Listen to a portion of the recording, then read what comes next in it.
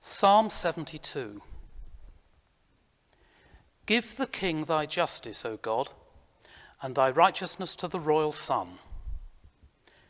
May he judge thy people with righteousness, and the poor with justice. Let the mountains bear posterity for the people, and the hills in righteousness.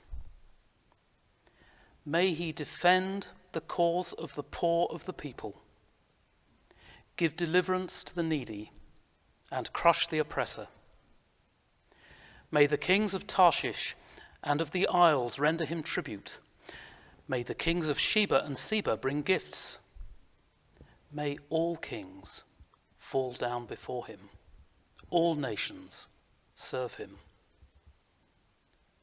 For he delivers the needy when he calls, the poor and him who has no helper. He has pity on the weak and the needy, and saves the lives of the needy. From oppression and violence he redeems their life, and precious is their blood in his sight. Long may he live.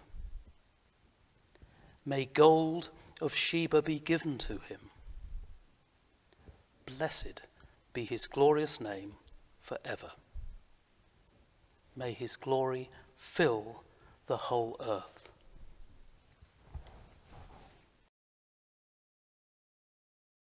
We know from Luke and Matthew the effect of the birth on the representatives of ordinary Jewish folk and on the wise men. How might the moment of the birth of the Word made flesh have seemed or be recalled, say, by Joseph? After all, it was a new beginning. Things had changed. It was evidence of a new creation. Now I, Joseph, was walking, yet I walked not. I looked up into the air and gazed in amazement. And I looked up onto the pole of heaven and saw it standing still, and saw that the birds of the heavens were without motion. And I looked upon the earth and saw a bowl set, and workmen lying beside it, with their hands in the bowl.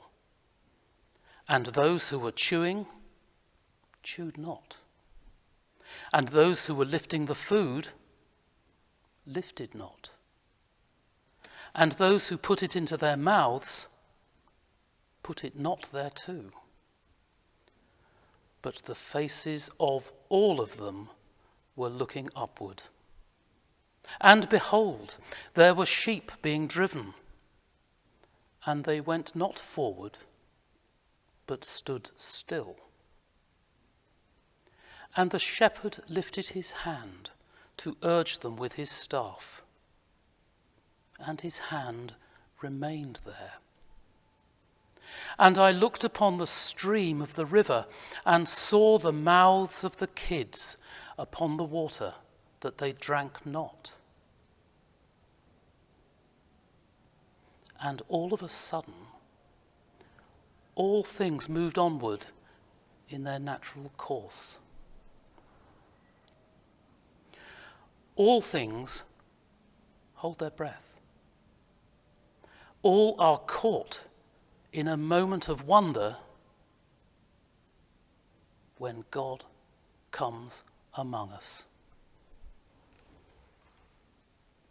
Occasionally, very occasionally, we can get such moments too, when time itself, the sacrosanct ticking of nature's clock, seems to stop briefly,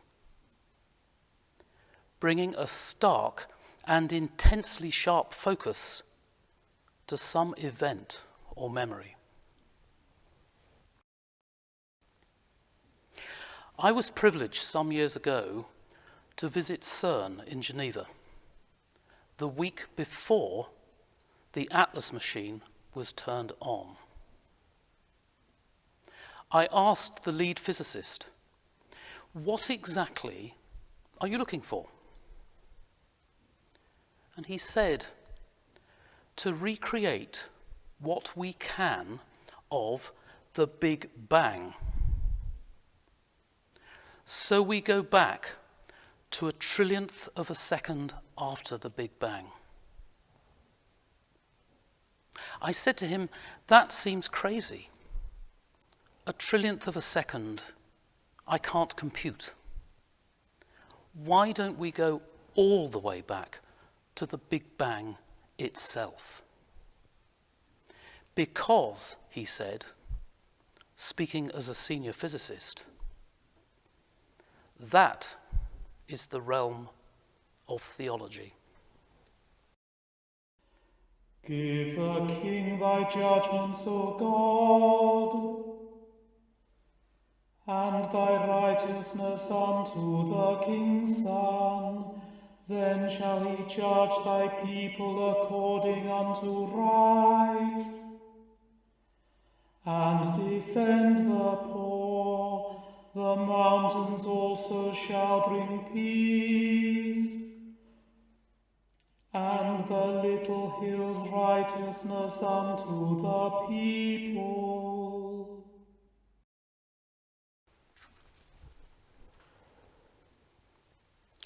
Even the Psalms of Kings David and Solomon took on fresh prophetic meaning as we later discussed the extraordinary visitation by representatives of monarchs and potentates in far distant lands of the pagan world. It is so clear that the privilege of God's chosen people is to enlighten the world by showing God's work in its history, and now by revealing it, the promised Saviour of all mankind. I wonder, though, how this will be achieved in my Son. Certainly there is no doubting his ability as he continues to examine the elders with his precocious, penetrating inquiry.